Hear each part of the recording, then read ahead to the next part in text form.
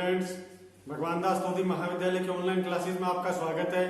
BSc part 3 unit number 3 समूह के बारे में बताकर मैंने क्या किया था, सभी तीनों यूनिट के बारे में पूरा अच्छी तरह बताकर और वलय को स्टार्ट करवा दिया था। वलय के अंदर मैंने 3 तरह की उनको परिभाषित भी कर दिया था। वलय की परिभाषा है और वलय को किस हिसाब से अपने को लिखना है, तो वो मैं चीज आपके सामने कंटिन्यू कर रहा हूँ। शून्य के भाजक रहित और शून्य के भाजक सहित वलय। इसके अंदर एक बात ध्यान रखना कि प्रकार के अंदर पहला प्रकार तो आगे आपके क्रम विनिमय वलय, दूसरा तत्समकी वलय, तीसरा शून्य के भाजक सहित और चौथा शून्य के भाजक रहित। आपको याद होगा कि मैंने यहाँ पर क्या किया था, शून्य के भाजक को परिभाषित करके उसकी 2 तरह के डेफिनेशन को इंडिकेट कर दिया था। तो ये आप लोगों को अच्छी तरह ध्यान में रखना है कि इस प्रकार वर्गीकरण करके हम कोई भी उसका कर सकते। तो 4 प्रकार की वलय आपके सामने आ गई है। मैं दोबारा लिख देता हूँ। वलय के प्रकार अपने पास में 4 प्रकार की है। पहला कौन सा हो गया, क्रम विनिमय वलय हो गया। दूसरा कितना हो गया, तत्समकी वलय हो गया। तीसरा कितना हो गया, शून्य के भाजक रहित वलय हो गया। और चौथा कितना हो गया, शून्य के भाजक सहित वलय हो गया। ठीक है ना। तो इस प्रकार से चारों वलय को आपको देखना है। उसके आगे का भाग में स्टार्ट करवा रहा हूँ। वलय को परिभाषित करने का तरीका बहुत बढ़िया तरीके से आप इसको बखान कर सकते हैं। ये मैंने कई बार कहा है। जैसे कि मान लो कद्दू है, पेठा जिसको बोलते हैं आम बोलचाल के अंदर, उसको कई प्रकार से आप काम में ले सकते हो। पेठे की सब्जी बनाना, पेठे के इंग्रेडिएंट किसी भी तरीके से काम में आ सकते हैं। जैसे कोई दूसरी सब्जी है लौकी की, उसमें पेठे को मिलाकर उसको खाना। मटर है, मटर की सब्जी में पेठे के बारीक टुकड़े डालना, तो उसमें मिठास आ जाती है। ठीक उसी प्रकार आगरे का पेठा भी उसी पेठे से बनता है जिसका नाम है कद्दू। तो ये होता है एक ही चीज को बार बार बहुत बढ़िया तरीके से आपके सामने डेकोरेट करना, उसको परोसना। तो उसी सिलसिले में क्या है कि अगला जो मैं पड़ाव करने जा रहा हूँ इसका प्रकार है, जिसमें 5वां प्रकार है ये, वो लिखकर और समझा रहा हूँ। उसका 5वां प्रकार जीपीएच की किताब में ये दिया हुआ है, पूर्णांकीय प्रांत। ये 5th नंबर पर है, ये पूर्णांकीय प्रांत। पूर्णांकीय प्रांत की परिभाषा क्या होगी, वह वलय जो इकाई सहित और शून्य के भाजक रहित वलय, शून्य के भाजक रहित वलय, शून्य के भाजक रहित व तत्समकी वलय भी परिभाषित हो। तत्समकी वलय, ठीक है, तत्समकी वलय, इन दोनों का मिश्रण क्या कहलाता है, पूर्णांकीय प्रांत कहलाता है। तो मैं इसको पूरा डिस्क्राइब कर देता हूँ, किस प्रकार से गणित में लिखते हैं वो बता रहा हूँ। उसके बाद आप क्या इसको अच्छी तरह कंठस्थ कर लेना। इसका लिखने का तरीका क्या, r प्लस डॉट निम्न प्रकार परिभाषित, निम्न प्रकार परिभाषित वलय जो होता है वो क्या कहलाता है, पूर्णांकीय प्रांत कहलाता है। ठीक है ना, पूर्णांकीय प्रांत कहलाता है। इसके अंदर लिखने का तरीका क्या होगा, 0 नहीं होना चाहिए गुणा के अंदर केवल। तो पहला भाग किसके बराबर हो गया, r प्लस डॉट का है, r1 प्लस डॉट के लिए ये r11 है, r12 है, r13 है, r14 है। इसको लिखने का तरीका क्या होता है, a plus b plus c का मान किसके बराबर है, a plus b plus c के बराबर है। a प्लस b का मान a के बराबर है, वो e प्लस a के बराबर है। a प्लस b का मान e के बराबर है, बराबर p प्लस a है। उसके बाद a प्लस b का मान किसके बराबर है, b प्लस a के बराबर है। तो ये क्या कहलाता है, योग का क्रम विनिमय वलय r प्लस के लिए आबेली समूह कहलाएगा। आबेली समूह r2 की परिभाषा है, r21 और r22 है। इसके अंदर a dot b dot c का मान किसके बराबर, a dot b dot c है और a डॉट e बराबर a के बराबर होना चाहिए। r3 1 और r3 2 का मान है और r4 1 के बराबर है। इन सभी को आपको अच्छी तरह क्रम से कंठस्थ करना है। ये चीज सभी मिलकर क्या कहलाती है, पूर्णांकीय प्रांत कहलाती है। तो एक वलय का निर्माण पूर्णांकीय प्रांत किस प्रकार करेगा, a dot b plus c बराबर a dot b plus a dot c, a plus b dot c बराबर c plus b plus b dot c और a डॉट b बराबर 0। इट मीन्स रहित वलय है, a बराबर 0 या b बराबर 0 होना चाहिए। तो ये एक बार आप अच्छी तरह नोट कर लो, स्क्रीनशॉट ले लो। रहित वलय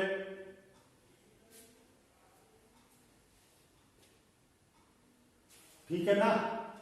इस प्रकार से परिभाषित कोई भी क्या कहलाता है, पूर्णांकीय प्रांत, या इसको वर्ड होता है डोमेन, इसको इंग्लिश वर्ड होता है डोमेन लिखना, ठीक है ना। तो ये मैं सभी लिखता जाता हूं, पहले आप स्क्रीनशॉट ले लो अच्छी तरह।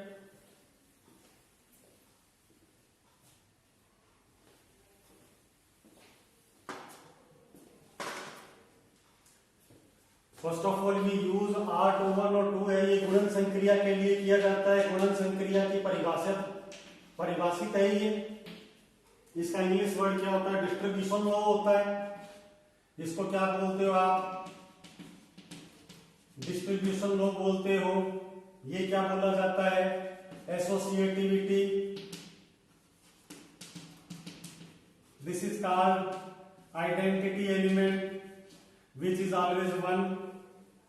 मल्टीप्लीकेशन का आइडेंटिटी हमेशा और हमेशा क्या होता है, एक होता है। तो इस प्रकार से आपको ध्यान रखना है। ये क्या कहलाता है, शून्य के भाजक रहित वलय कहलाएगा, इसमें 1 2 0 होने कंपलसरी है। ये क्या कहलाएगा, योग संक्रिया का एसोसिएटिविटी है, आइडेंटिटी है। This is called inverse element and this is called एबिलियन, ठीक है ना। तो ये सब चीजें आपके पूर्णांक के प्रांत में कन्वर्ट हो जाएगी। कोई भी वलय वो किस में कन्वर्ट हो जाएगा, पूर्णांक के प्रांत में। तो ये इसका स्क्रीनशॉट ले लो आप जबरदस्त। उसके बाद मैं अगला बता रहा हूं, बहुत बढ़िया। इसको आराम से डील करते रहेंगे तो बिल्कुल ये कंप्लीट हो जाएगा। और अपन जाकर क्या है कि इसको यहां स्टॉप भी कर सकते हैं, लेकिन आवश्यकता नहीं है। इस वीडियो को कंटिन्यू चलने दो, ये नॉर्मल चीजें हैं। अगला नंबर 6 है जेपीएच का। इसको क्षेत्र द्वारा रिप्रेजेंट करते हैं। इसको लिखने का तरीका क्या होगा, पहला नंबर तो क्या है, R प्लस डॉट एक क्रम में समूह होना चाहिए। दूसरा नंबर क्या है, R में 0 एलिमेंट निकाल दो, डॉट संक्रिया का क्रम में समूह होना चाहिए, ठीक है ना। और तीसरा बंटन नियम होना चाहिए। कई किताब वाले इसको दूसरा तीसरा प्रकार लिखते हैं, तो मैं क्या करता हूं, आपको बढ़िया किताब के हिसाब से इसको बता देता हूं। क्षेत्र को रिप्रेजेंट करने का तरीका क्या होता है, कोई वलय कैपिटल R प्लस डॉट निम्न प्रकार परिभाषित हो तो जिस प्रकार दूध को कई देर तक गर्म करने पर, उसमें चावल डालने पर, उसमें चीनी डालने पर, इलायची केसर वगैरह डालने पर खीर का निर्माण होता है, ठीक उसी प्रकार वलय के अंदर इस प्रकार की कोई भी प्रगुण जो मैं लिखने जा रहा हूं ये हो तो ये किस में कन्वर्ट हो जाएगी, क्षेत्र में। वेरी इंपॉर्टेंट है क्षेत्र का पोर्शन। इसमें आप कोई भी तरह की इसमें जल्दबाजी नहीं करेंगे। पहला इसके अंदर क्या दिया हुआ है, वही R प्लस का क्या होना चाहिए, आपेली समूह होना चाहिए।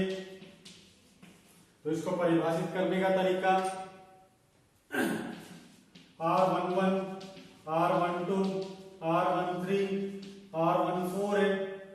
ये कितना है, A प्लस बी प्लस सी बराबर A प्लस बी प्लस सी है। A प्लस E बराबर A बराबर E प्लस A है। A प्लस P बराबर E बराबर P प्लस A है और A प्लस B बराबर B प्लस A।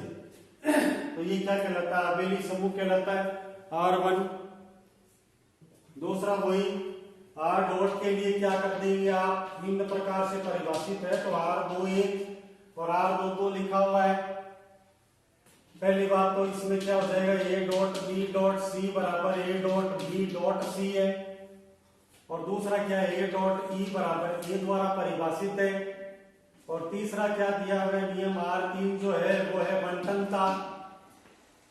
बंटनता दो तरीके से परिभाषित होती है। पहला तरीका तो क्या है, R31 नंबर जिसको बोलते हैं, और दूसरा क्या है R32 नंबर। R4 क्या है, ये है प्रत्येक अशून्य, है ना, याद आ गया, इसीलिए अपने ये लिखा हुआ था, अशून्य संख्या का प्रतिलोम अवयव विद्यमान होना चाहिए, ठीक है। तो इसमें R2 4 लिख देता हूं मैं। ये A डॉट B बराबर B डॉट A द्वारा भी परिभाषित होना चाहिए। ये बंटनता है। इसका मान A dot B plus C का मान A dot B plus A dot C है, और ये A plus B dot C का मान AC प्लस BC के बराबर है। अच्छी तरह नोट कर लो, ये सभी मिलकर क्या कहलाते हैं? क्षेत्र का निर्माण करता है।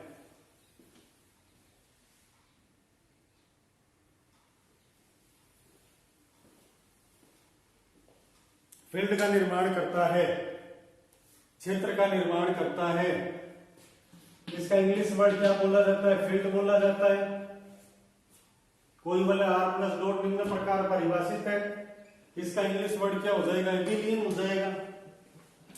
ये ग्रुप कहलाता ही है, ये एबिलियन कहलाता है। ये वाला वर्ड किसके बराबर होता है? इनवर्स के बराबर होता है। ये क्या चीज है? आइडेंटिटी के बराबर है। ये क्या चीज है? कम्यूटेटिव को इसको शो करते हैं। ये वाला वर्ड क्या बोलते हैं? एबिलियन या कम्यूटेटिव वर्ड कहलाता है ये।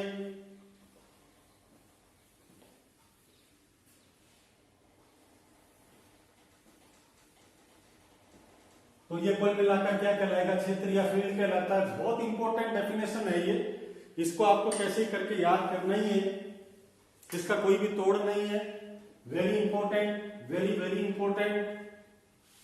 6 नंबर पार्ट भी कैंसी फिनिश हो गया।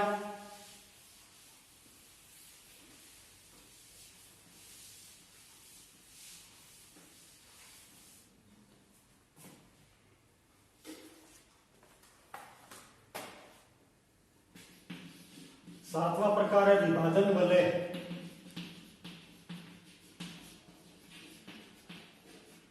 या विषम क्षेत्र। कोई दो अवयव निम्न प्रकार परिभाषित हो। पहला तो हो R इकाई सहित वलय, और दूसरा नंबर है अशून्य अवयव का गुणात्मक प्रतिलोम विद्यमान हो। तो ये दोनों चीज मिलाकर क्या कहलाती है? विभाजन वलय कहलाती है। पहले लिख देता हूं, फिर मैं आपको अच्छी तरह बता दूंगा। 8वां नंबर है बूलियन वलय। कोई भी परिभाषित हो ए स्क्वायर बराबर ए है, और नवा है पी वलय।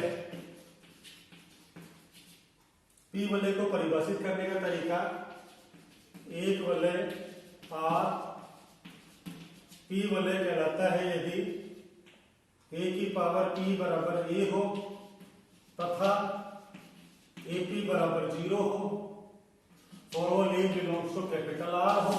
ये चीजें क्या कहलाती है? वलय के अंतिम में। पहले बढ़िया सा स्क्रीनशॉट ले लो।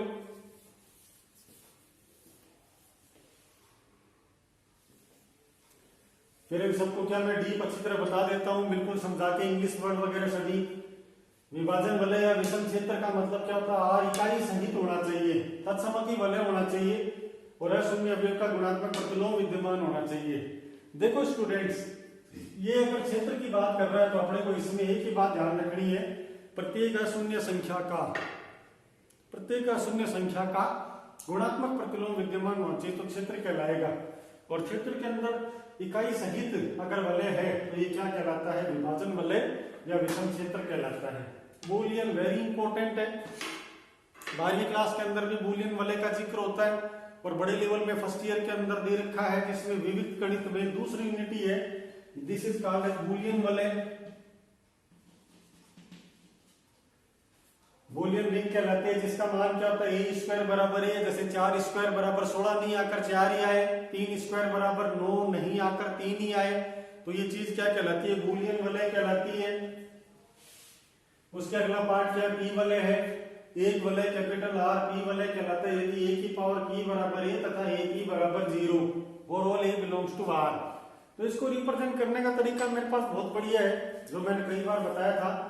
तो पहले इसका स्क्रीनशॉट ले लो। This is the end of very famous question, what do you mean by the types of a ring. या आप इस प्रकार से क्वेश्चन को पाएंगे कि classify the ring ring R का वर्गीकरण कीजिए आप, या वर्गीकरण से आप क्या समझते हैं, या रिंग के प्रकार को बताइए। उन सब का आंसर ये है 9 प्रकार की रिंग का आपको टिप्स पर होना चाहिए। पी वलय है, विभाजन क्षेत्र है, इन सबको यहाँ पर ये क्वेश्चन भी आपके खत्म होता है।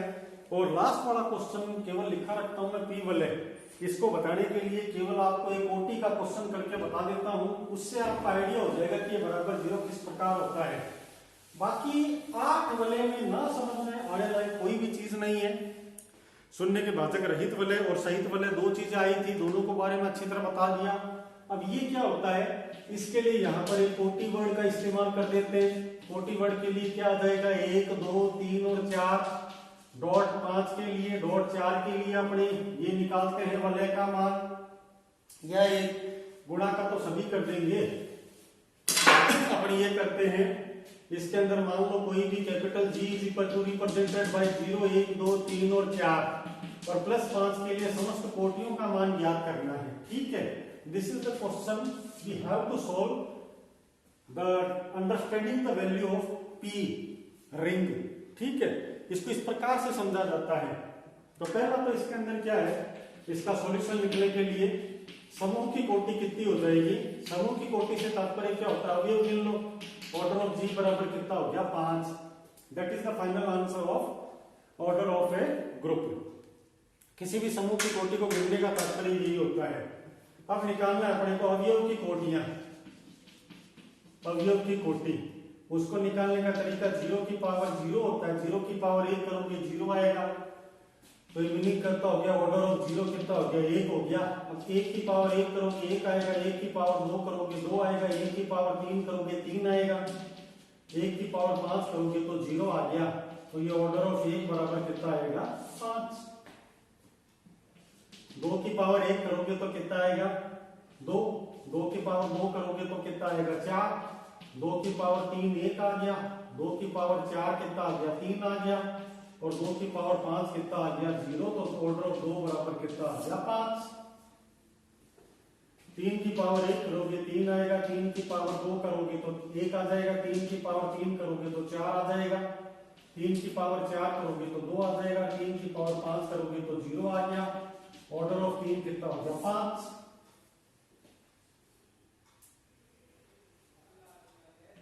चार की पावर 1 4 आ गया, 4 की पावर 2 कितना आ गया 3 आ गया, 4 की पावर 3 कितना आ गया 2 आ गया, 4 की पावर 4 कितना आ गया 1 आ गया, 4 की पावर 5 कितना आ गया 0, तो ऑर्डर ऑफ 4 कितना आ गया 5। ये मैंने जस्ट आपको समझाने के लिए लिखा है, इसको पहले तो आप स्क्रीनशॉट ले लो इसका, 0 1 की कोटियां निकाल लें, तो इसको अंडरलाइन कर देता हूं मैं, 3 4 5।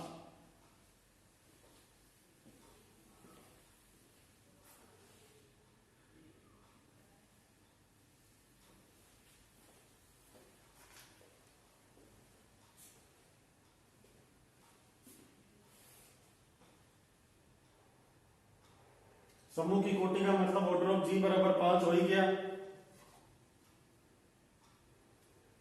अवयव की कोटि निकालने का तरीका ये है, तो ये जीरो कैसे आया, अपने यहां पर लिखा है प्लस का 5 ये वर्ड होता है मोड्यूलो, यानी अपने को क्या करना पड़ेगा, ये वाला रूल फॉलो करना पड़ेगा, a की पावर p बराबर 1 इंटू p बराबर 0। तो इस प्रकार से है, 1 की पावर 5 बराबर 0 आ रहा है, ठीक है ना, तो 1 को 5 बार संक्रिया करना है। एक्चुअल में ये इंटू ना लिखकर यहां पर क्या लिखा होता है, स्टार लिखा हुआ होता है, 1 प्लस 5 1 प्लस 5 1 प्लस 5 और 1 प्लस 5, इसका मान कितना आता है 0 आता है, क्योंकि हम जोड़ते हैं एक दो, संक्रिया करने का तात्पर्य होता है। तो कहने का मतलब कितना हो गया, इन दोनों की पावर है, तो n स्टार a का मान कितना आ गया 0, ये स्टार अगर मान लो गुणा संक्रिया का लिखा हुआ है तो इसका मान कितना आएगा 1, इस वजह से ये प्लस का क्वेश्चन लिया था। तो ये आपको अच्छी तरह याद रहेगा, इसके अंदर ये बताने का तरीका यही है। तो इसको मैं हटाकर एक क्वेश्चन आपको वलय का स्टार्ट करवा रहा हूं।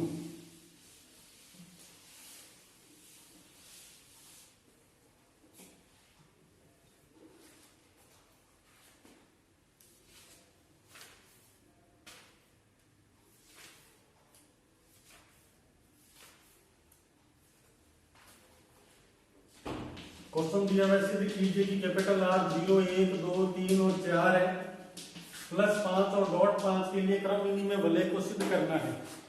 तो वलय की परिभाषा सिद्ध करने के लिए अपने सामने क्या आएगा? पहला नियम तो 4 प्रकार से वो सिद्ध करना, R 11, 12, 13 और 14 है। उसमें a प्लस बी प्लस सी बराबर 0, ये a प्लस बी प्लस सी बराबर a प्लस बी प्लस सी वाला। तो इसको हल करने के लिए हम क्या लिखेंगे? हम जानते हैं कि ठीक है, ये क्वेश्चन अगले वीडियो में बताऊंगा आपको। तो पहले इसकी टेबल ड्रॉ करना बता रहा हूं कि आप भूल तो नहीं गए कहीं। वलय के लिए आपको लिखने का तरीका R11 है, R12 है, R13 है, R14 है। उसके बाद आप R21 लिखेंगे केवल, R31 और R32।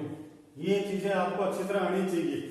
उसके अलावा ये क्रम विनिमय वलय को बताना पड़ेगा। तो क्रम विनिमय वलय का मतलब क्या होता है? इसमें एक चीज और बतानी है, वो है द्वितीय संक्रिया का क्रम विनिमय विद्यमान होना चाहिए। क्रम विनिमय विद्यमान होना आवश्यक है। द्वितीय संक्रिया अपने डॉट लिखी हुई है, जिसको गुणन द्वारा रिप्रेजेंट करते हैं। तो ये वर्ड क्या है? अपने पास में एक आना चाहिए, इसका तत्समक अवयव। अब ये सब लाने के लिए अपने को ध्यान में क्या रखना है? केवल ये कि इसकी टेबल भी आती है क्या आपको? तो उसके लिए 2 टेबल आपके सामने मैं बना रहा हूं। पहले टेबल तो ये है, ये लिखा हुआ है प्लस के 5 के लिए, यहां पर लिखा हुआ 0, 1, 2, 3 और 4। ये लिखा हुआ 0, 1, 2, 3 और 4। ये जोड़ना है और अगले टेबल को यहां पर शो कर देते हैं। ये लिखा हुआ है, ये डॉट 5 के लिए है, ये वर्ड वैल्यू आपके लिखी हुई है 0, 1, 2, 3 और 4, 0, 1, 2, 3 और 4। जोड़ दो। जब 0 में 0 ऐड करोगे तो कितना आएगा?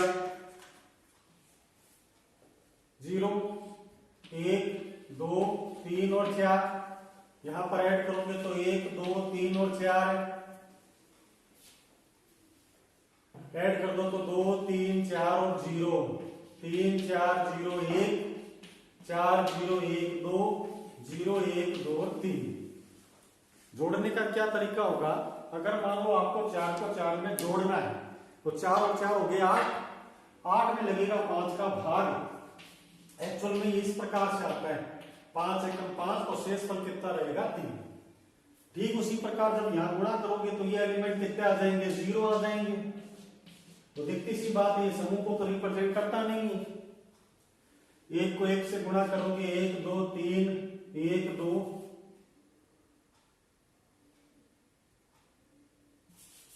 1, 2, 3 और 4 है।